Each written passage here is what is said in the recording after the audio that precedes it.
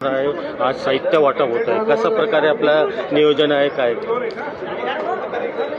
191 मतदान केंद्र आहेत भुसावळ शहरामध्ये. त्यापैकी 6 मतदान केंद्र असे की तिथे पथक जाणार नाही, कारण 3 बिनविरोध आहेत, 3 जागा.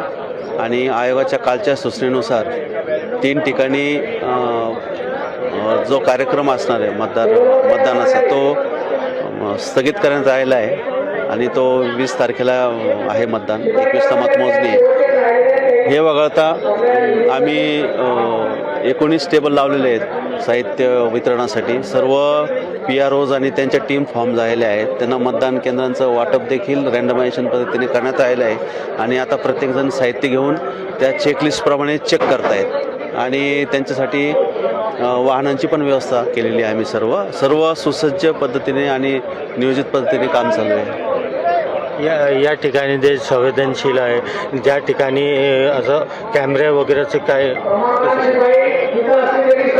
संवेदनशील किंवा अतिसंवेदनशील अशी मतदान केंद्राची जी व्याख्या आहे त्यानुसार आपल्याकडे मतदान केंद्र नाही आहे संवेदनशील पोलीस रिपोर्टनुसार. परंतु जिथं दुपारी 3-4 नंतर गर्दी होऊ शकते अशा केंद्रांना आम्ही संवेदनशील मानून तिथे अशा 40 केंद्रांवर वेबकास्टिंगची सुविधा करतो आहे. तिथे ते डायरेक्ट थेट प्रक्षेपण होईल मतदानाचं आणि ते आम्ही आमच्या कंट्रोल रूममधून त्याचं निरीक्षण करत राहू.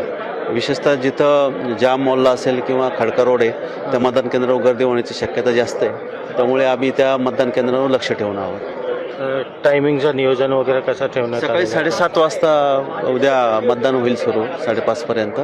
5:30ला जरी काही मतदार रांगेत उभे असतील तर आम्ही त्यांना चिठ्ठ्यांचं वाटप करू आणि त्यांचं पूर्ण मतदान केल्याशिवाय तिथली मतदान प्रक्रिया आम्ही थांबवणार नाही आहोत. 100% आम्ही मतदान करून घेऊ तिथलं.